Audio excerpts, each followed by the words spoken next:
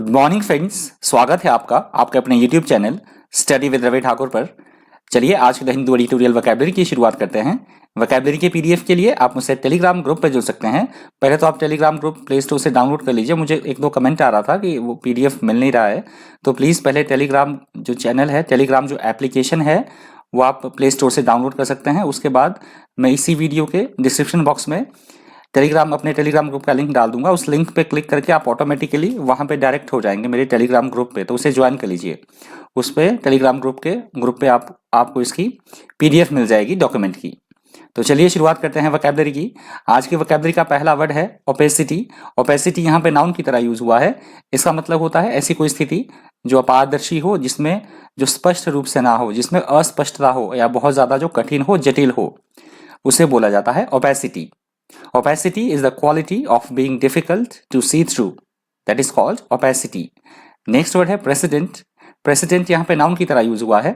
इसका मतलब होता है ऐसी कोई बात या ऐसा कोई डिसीजन जो पहले से ही लिया गया हो, पूर्व प्रभावी हो, आधिकारिक निर्णय, ऑफिशियल डिसीजन, उसे बोला जाता है precedent. If there is a precedent for an action or event, it has happened before and this can be regarded as an argument for doing it again. That is called precedent. Next word है unprecedented. Unprecedented यहाँ पे adjective की तरह use हुआ है।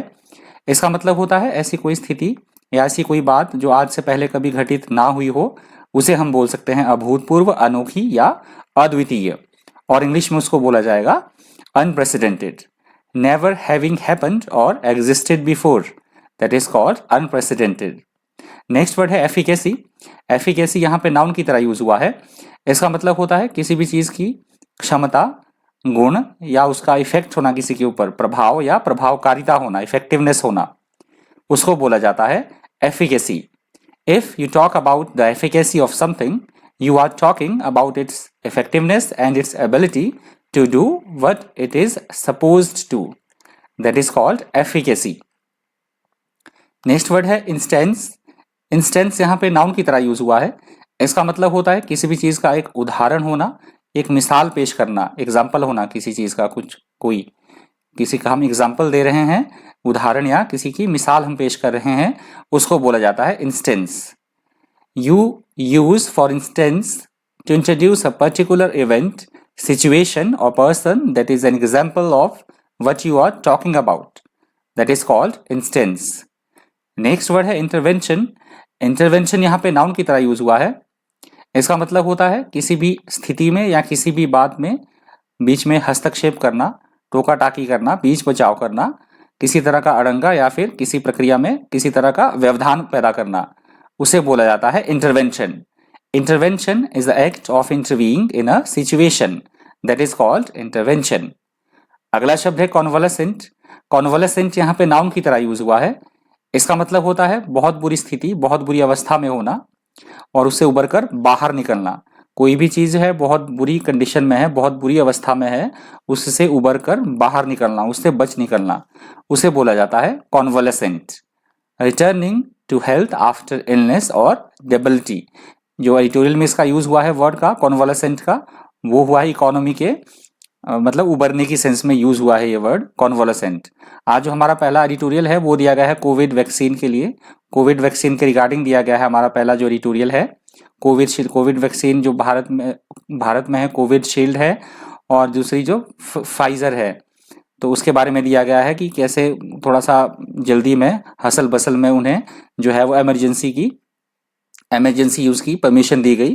तो वो सारा एडिटोरियल, पहला जो एडिटोरियल दिया गया है वो उसके रिगार्डिंग दिया गया है, और जो दूसरा एडिटोरियल दिया गया है वो दिया गया अभी दिसंबर मंथ में, जो हमारा जीएसटी है, गुड्स एंड सर्विसेज टैक्स, तो उसमें वृद्धि हुई है लगभग 1.15 लाख करोड़ की, लगभग 1.25 लाख करोड़ की उसमें वृद्धि हुई है जीएसटी कलेक्शन में। तो उसके रिगार्डिंग दिया गया है जो दूसरा एडिटोरियल है। तो आप एडिटोरियल रोज पढ़ा कीजिए, इससे एक तो आपकी रीडिंग जो एबिलिटी है वो इम्प्रूव होगी, और दूसरा जो मैं वोकैबुलरी आपके साथ डिस्कस करता हूँ, आपको इसके रिगार्डिंग पता लग जाएगा कि कौन सा वर्ड किस कंटेक्स्ट में यूज हुआ है। आपको सिनोनिम्स एंटोनिम्स रटने की जरूरत नहीं होगी यदि आप डेली बेसिस पे एडिटोरियल फॉलो करते हैं हिंदू का। तो चलिए नेक्स्ट वर्ड लेते हैं। नेक्स्ट वर्ड है ग्रेव। ग्रेव यहाँ पे एडजेक्टिव की तरह यूज हुआ है। इसका मतलब होता है ऐसी कोई स्थिति जो बेहद गंभीर हो, बेहद चिंताजनक हो, उसको बोला जाता है ग्रेव।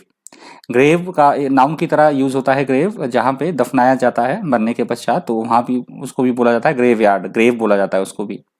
अ ग्रेव इवेंट और situation is very serious, important और worrying, that is called grave. Next word है पेरिल। पेरिल यहाँ पे नाउन की तरह यूज हुआ है। इसका मतलब होता है ऐसी कोई स्थिति जो बेहद खतरनाक हो, गंभीर हो एवं संकट से भरी हुई हो, उसको बोला जाता है peril. A source of danger, a possibility of incurring loss or misfortune, that is called peril. Next word है subterranean। subterranean यहाँ पे एडजेक्टिव की तरह यूज हुआ है। इसका मतलब होता है अप्रत्यक्ष या गुप्त रूप से कोई बात होना, जिसे गुप्त रूप से रखा जाए, या अप्रत्यक्ष इनडायरेक्ट वे में कोई बात या कोई चीज होना इनडायरेक्ट वे में, या इसका दूसरा अर्थ भी हो सकता है भूमि के नीचे से संबंधित कोई भी काम होना, भूमिगत होना कोई चीज, उसे भी बोला जाता है subterranean. Lying beyond what is openly revealed or avowed, especially being kept in the background or deliberately concealed, or a subterranean river or tunnel is under the ground, उसको बोला जाएगा subterranean। नेक्स्ट वर्ड है buoyancy. Buoyancy यहाँ पे noun की तरह use हुआ है। इसका मतलब होता है अर्थव्यवस्था का विकास की दिशा की तरफ बढ़ना, उसका स्लम्प की तरफ से उबर जाना, अर्थव्यवस्था का, हमारी जो इकोनॉमी है उसका डेवलपमेंट की तरफ बढ़ना, उसके बोला जाता है बुआंसी।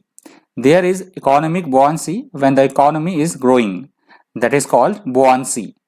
अगला शब्द है बोल्स्टर्ड। बोल्स्टर्ड यहाँ पे वर्ब की तरह यूज हुआ है। इसका मतलब होता है किसी का साथ देना, या किसी भी कार्यविधि को, किसी भी प्रक्रिया को किसी तरह का प्रोत्साहन देना, समर्थन करना, सपोर्ट करना, बढ़ावा देना, उसको अनकरेज करना, उसे बोला जाता है बोल्स्टर्ड।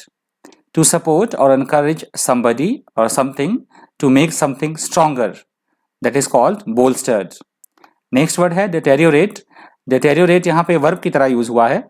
इसका मतलब होता है किसी भी स्थिति का या किसी भी बात का और ज्यादा बिगड़ जाना, स्थिति का और ज्यादा सीरियस हो जाना, गंभीर हो जाना, उसे बोला जाता है deteriorate. If something deteriorates it becomes worse in some way, that is called deteriorate. तो ये आज की वोकैबुलरी का अंतिम शब्द था। इस डॉक्यूमेंट की पीडीएफ के लिए आप मुझसे टेलीग्राम ग्रुप पे जुड़ सकते हैं। मैंने टेलीग्राम ग्रुप का लिंक पीडीएफ में भी दे दिया है, देखिए। तो इस डॉक्यूमेंट की पीडीएफ के लिए आप मुझसे टेलीग्राम ग्रुप पे जुड़ सकते हैं।